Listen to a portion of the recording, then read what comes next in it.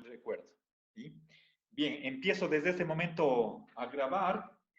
Les pido, por favor, si pueden prender sus cámaras, para mí es mucho mejor. ¿Sí? A ver, les recomiendo, a menos que tengan alguna avería con las cámaras, si no se puede prender o tienen algún problema, caso contrario, por favor, prendan sus cámaras. Bien, entonces, recuerden, uno de los objetivos principales de Educación para la Ciudadanía es formar el carácter, la persona o la conciencia. ¿Sí? A ver, entonces, el fin de la materia es, a ver,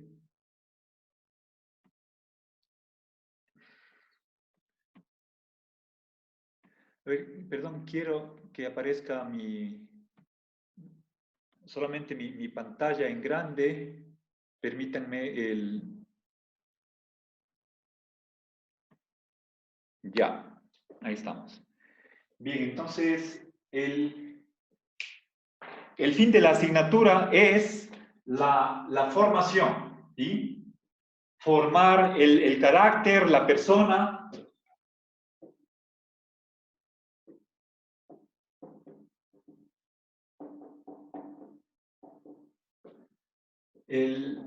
Lo que es peor, formar la conciencia. ¿Qué más? Se trata de practicar valores y cultivar virtudes. ¿Sí?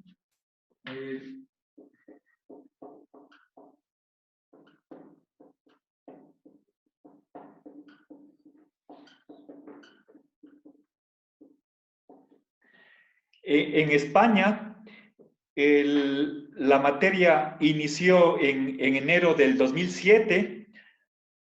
Hay un decreto real que la puso en vigencia y, bueno, posteriormente ha sido cambiada de nombre. Perdón.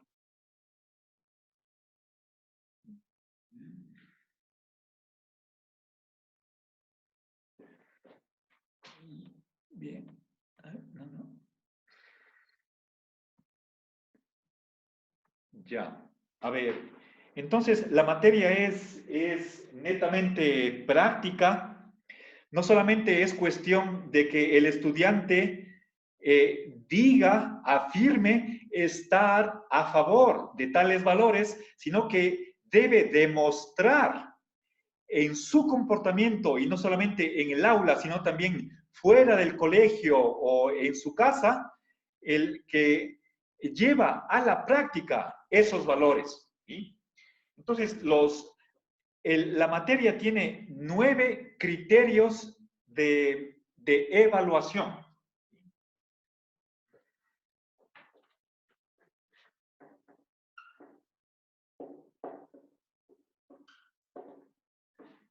Si es que no cumple uno de esos criterios, el alumno reprueba la materia. De modo que el profesor tiene que evaluar no solamente lo que piensa el alumno, no lo que dice, sino cómo actúa. Si es que el profesor ve que su comportamiento, su práctica, ¿sí?, es satisfactoria, entonces el alumno es aprobado y puede continuar el ascenso en su carrera discente. Bien, entonces, no es una materia teórica, no es suficiente aprender conceptos, teorías, razones, saber discutir, sino es una materia netamente práctica. ¿Sí?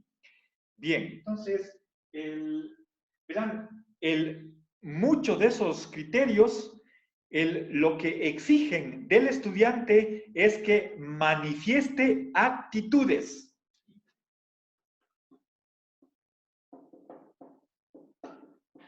Manifestar o mostrar actitudes.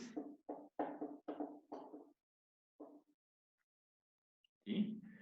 O sea, ¿qué valores son los que el estudiante tiene que practicar? Son supuestamente valores universales como la justicia, la solidaridad, la igualdad. ¿Sí? Entonces, el estudiante no solamente tiene que, de labios para afuera, decir, estoy a favor de la igualdad entre el hombre y la mujer, por ejemplo, sino que en su comportamiento tiene que revelar esos valores. Bien, entonces, Lorenzo Peña cree que si es que ese es el objetivo principal de la materia, lo que se quiere lograr con la asignatura, que es bianual y que está reflejado en los criterios de evaluación, entonces ya vamos a ver más en detalle. La materia, entonces, quita la libertad. Y ese es el problema o la dificultad, la objeción mayor que pone Lorenzo Peña a esta asignatura. Entonces, resumiendo con una palabra, la materia de educación para la ciudadanía es liberticida.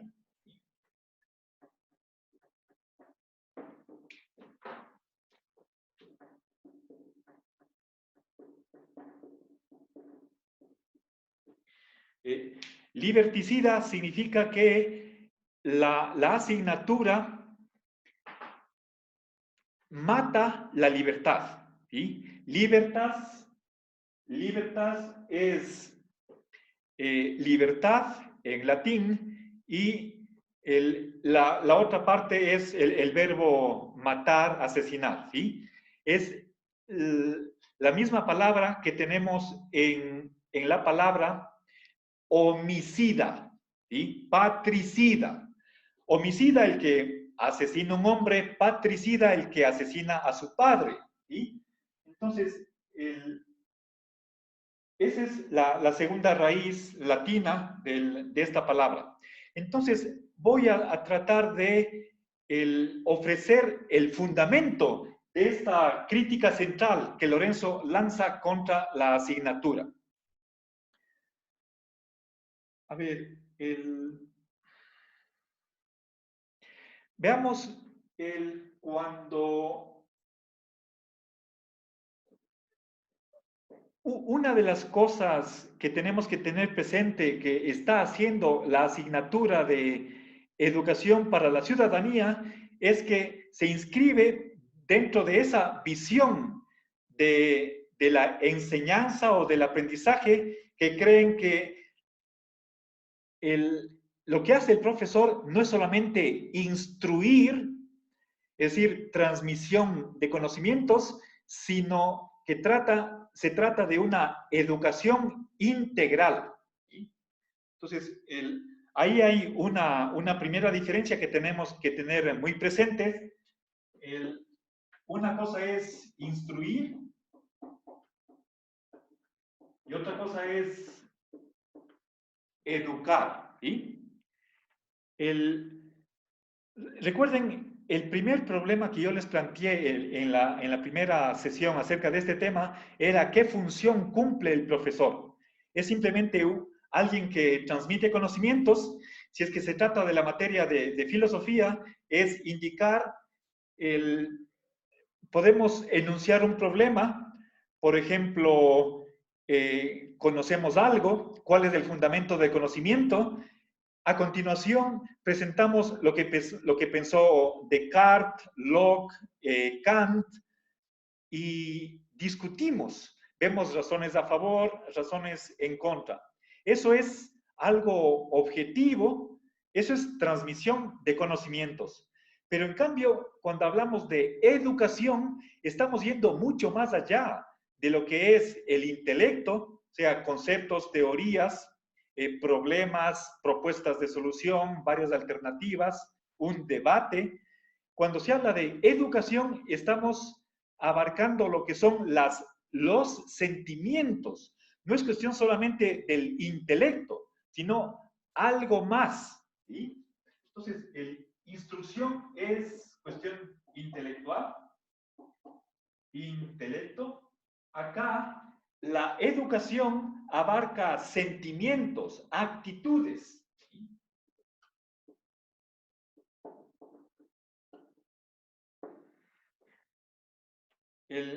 Por ejemplo, se nos pide que seamos sensibles ante los problemas de otras personas. Detrás de la palabra solidaridad está una actitud.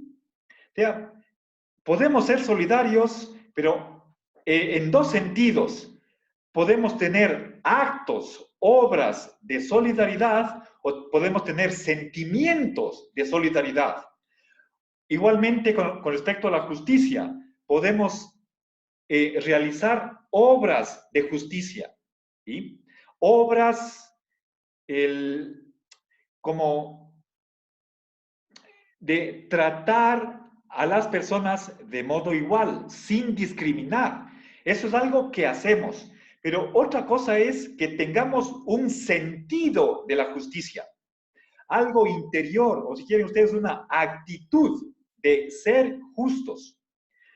Y eso es diferente. O sea, uno puede realizar un acto de solidaridad, pero de mala gana, simplemente obligado, a regañadientes, de mal gusto. Pero a la final lo hacemos, hemos cumplido nuestra obra. La educación para la ciudadanía va mucho más allá. No es solamente cuestión de realizar, de poner en práctica, sino de tener una actitud o un sentimiento.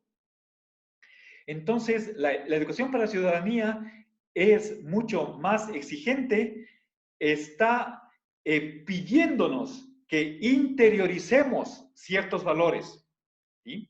Y que una vez que tenemos ya esa estructura en nuestro carácter, en nuestra personalidad, eso lo exterioricemos con las obras. Entonces, la asignatura no solamente se contenta con acciones, sino que va con las actitudes, y eso está en varios criterios de evaluación. ¿Sí? El mostrar actitudes. Cuando ustedes lean, si es que no lo han hecho todavía, cuando lean el capítulo 9 de Estudios Republicanos, ahí se van a dar cuenta que en varios de esos criterios de evaluación está esa exigencia, esa pauta, esa guía que el profesor tiene que fijarse en que el estudiante muestra actitudes. Y la actitud es algo que cada uno lleva en su interior, podemos decir, en su conciencia. A ver, entonces, fíjense, una de las cosas, acá estamos hablando de educación y eso es algo integral, ¿sí? Instruir, educar, íntegramente al individuo. En vez de integral, se puede utilizar la palabra o el adjetivo holístico, que hace referencia al todo, ¿sí? No solamente hay que educar la razón, ¿sí? Sino también otras partes, como puede ser las emociones, ¿sí? Fíjense, pensemos por un momentito en un estudiante que sufra discapacidad o tenga capacidades especiales. Los compañeros pueden prestarle ayuda, por ejemplo, en la cuestión de la movilización, si está con silla de ruedas, le pueden hacer espacio para que se movilice. Eso es acción, hacer cosas. ¿Sí? Otra cosa es que esas acciones nazcan de una buena voluntad, de una actitud de solidaridad. Eso es lo que el estudiante debe mostrar, la actitud. ¿Sí? Entonces, no sé si logran ustedes ver el alcance de la asignatura. No es solamente cuestión de comportamiento, conducta externa, sino algo que Aristóteles o Platón se expresarían diciendo como una característica del alma. ¿Sí? Nosotros podemos hablar de que la conciencia tenga ese principio de actuación. ¿Sí? Entonces, la educación para la ciudadanía lo que está queriendo es no solamente obras buenas, acciones buenas, sino actitudes. ¿Sí? Y eso ya va mucho más allá de la exterioridad, se mete con la estructura de la personalidad, con el carácter de cada persona. Por lo tanto, es integral en el extremo de la palabra. ¿Sí? Bien. Ahora, fíjense la palabra aquí, manifestar o mostrar. Eso quiere decir que no está permitido el no pronunciarse. ¿Sí? Eso se excluye. Si un estudiante no manifiesta, entonces reprueba la materia. ¿Sí? Entonces, esa es una de las críticas que hace Lorenzo, y por lo cual se justifica que hay obligación de comportarse de una determinada manera. No se permite la abstención. ¿Sí? A ver, este es el símbolo de la negación total, ¿sí? No a la abstención.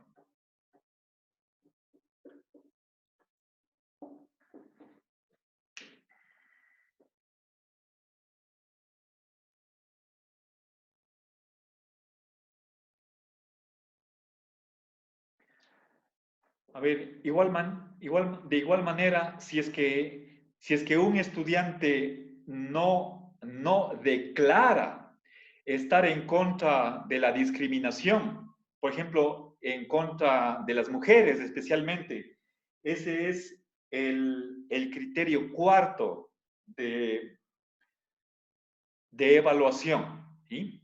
Entonces, el alumno simplemente no está cumpliendo un criterio de evaluación y reprueba la materia. ¿Sí? Porque no cumple esta exigencia de manifestar, mostrar su actitud. Entonces, no hay cómo abstenerse. ¿Sí? Se sanciona con la pérdida del año, ¿sí? O con la pérdida de la asignatura si es que uno no hace esa declaración. ¿Sí?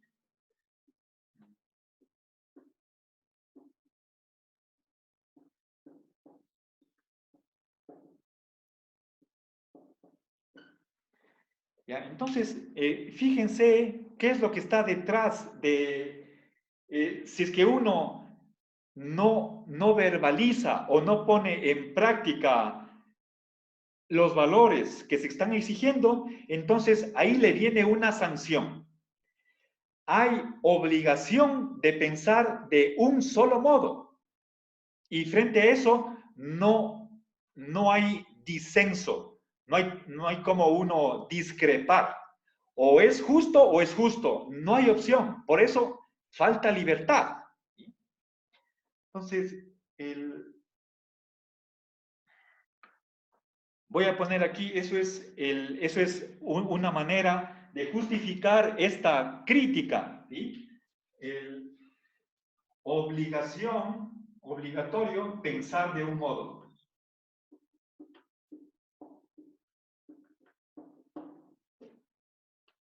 Es decir,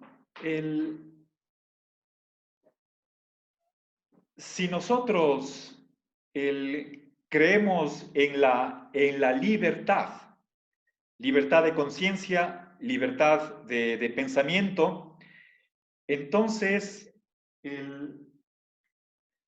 recuerden ya, eso estaba les leí un artículo, a ver, exactamente es el artículo 27 de la Constitución española de la Segunda República, en el año 1931. En el caso de nuestra Constitución, tenemos la libertad de pensamiento en el artículo 66, literal 11, numeral 11. Nadie será obligado a declarar sobre sus convicciones, ¿sí? Y es precisamente lo que está excluido por uno de los criterios de evaluación, o por más de uno, ¿sí?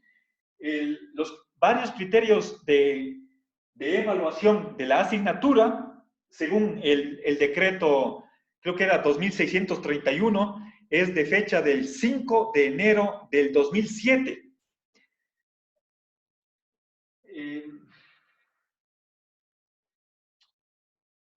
Según varios criterios, por ejemplo, el 1, el 4, el número 8, nos piden esto, ¿sí?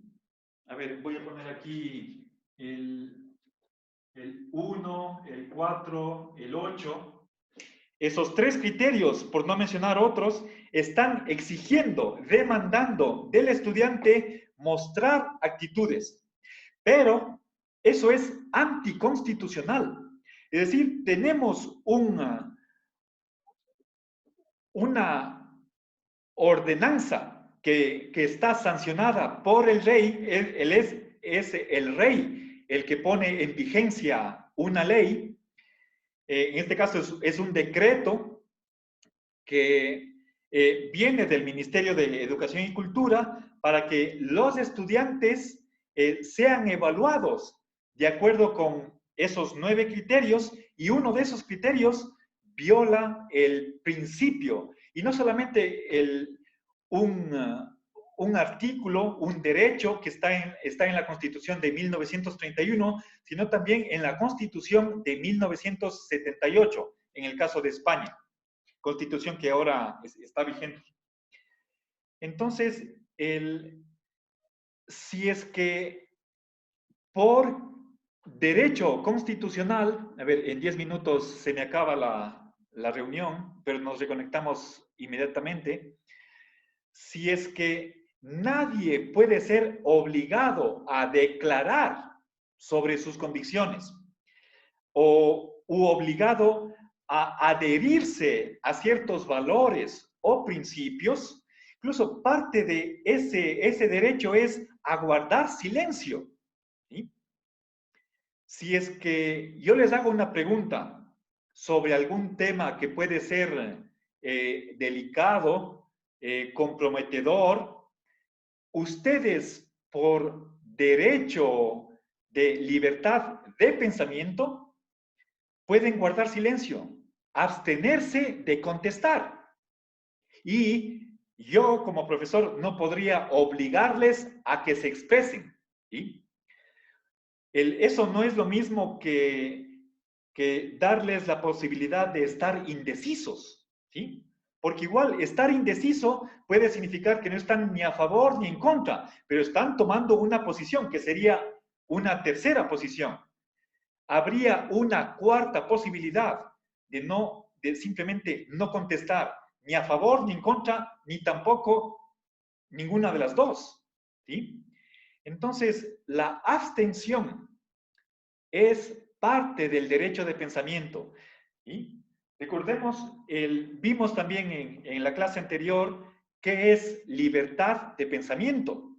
Puede significar, recuerden, libertad de pensamiento tiene dos componentes. A ver, verán.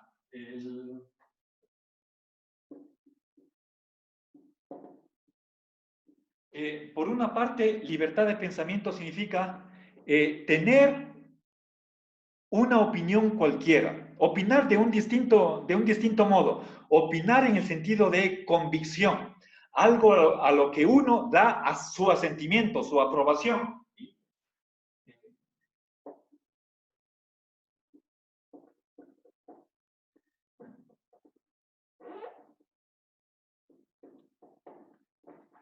¿Sí? Tener una opinión. Y segundo, eso también está en nuestra Constitución, ¿sí? el llevar a la práctica esos pensamientos. ¿Sí?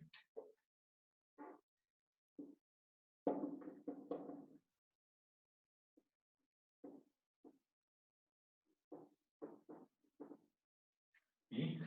A ver, verán, o sea, opinión, estoy aquí tomándola en el sentido de convicción, algo de lo que uno está convencido, a tal punto que uno se identifica con eso, forma parte de su propia identidad, de lo que uno es.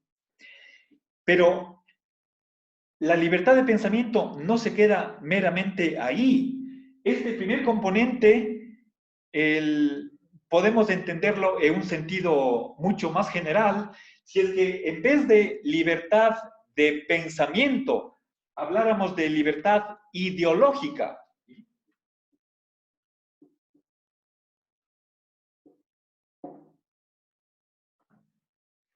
Libertad ideológica, estamos hablando de un modo de pensar.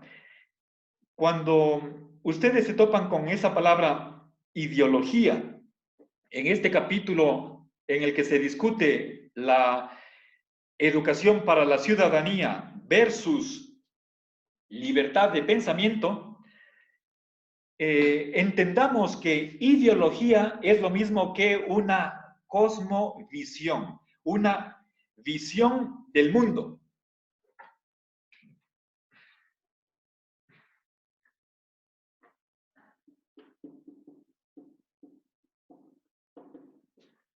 ¿Sí? Una manera de entender el universo, el ser, en su sentido mucho más amplio. Ahí estaría la cuestión de si existe o no Dios, el universo es creado, y lo más importante, bueno, ¿qué es el mundo? ¿Qué es el hombre? La sociedad, la historia, la vida, ¿sí? Cosas de ese tipo. Pero no solamente eso, sino una parte importantísima, yo diría posiblemente principal, la más importante, es la cuestión de que la ideología incluye valores. ¿Sí? Los valores lo que me permiten es el poner un calificativo a las cosas de o positivo o negativo, aprobable o censurable, satisfactorio o no. ¿Sí? Le da una calificación en una escala axiológica. ¿Sí? Entonces, le da una calificación de aceptable o no. Y esos valores, por supuesto, se pueden llevar a la práctica. Por lo tanto, eso está dentro de la ideología. Si la ideología incluye valores, esos valores son prácticos, valores que van a estar afectando mi relación con otras personas, valores que pueden estar presentes en la convivencia social, valores, por lo tanto, no solamente individuales, sino valores sociales, ¿sí? Bien, entonces, puesto que la ideología está aquí entendida no en el sentido en el sentido marxista o del materialismo dialéctico como falsa conciencia, ¿sí? Como una visión alterada, tergiversada de lo que es la realidad, ¿sí? Que no toma en cuenta la lucha de clases, ¿sí? Sino más bien entendamos ideología en un sentido neutral, o si quieren ustedes, en un sentido positivo, simplemente como cosmovisión, ¿sí? En alemán Weltanschauung. ¿Sí? Entonces, si la ideología contiene valores y esos valores se pueden llevar a la práctica, por lo tanto, la libertad de pensamiento incluye como parte suya la cuestión de vivir en consonancia, en ajuste a las creencias que uno tiene. ¿Sí? Entonces, la libertad de pensamiento tiene esos dos componentes, uno intelectual y otro práctico, que se deriva del primero. Bien. Entonces, hay solamente una libertad, pero libertad como valor. Y ese valor se puede manifestar en varios derechos. Libertad de pensamiento, libertad de expresión, libertad de asociación. Y son varias libertades como derechos y una libertad como valor. ¿Sí? Entonces, aquí lo que estamos discutiendo es libertad de pensamiento. Pero ojo, esta distinción es importantísima porque a nivel de opinión, o si quieren ustedes, creencia, pero una creencia que la propia persona, el sujeto portador de ese derecho, piensa que es una opinión verdadera y a la que da su aprobación, su asentimiento. Eso es una cosa, y ese derecho de pensar lo que sea es absoluto, no tiene ningún límite. Lo que sí, y ahí puedo decir que esos, bueno, lo dice Lorenzo, esos valores a los que uno da su adhesión, ¿sí?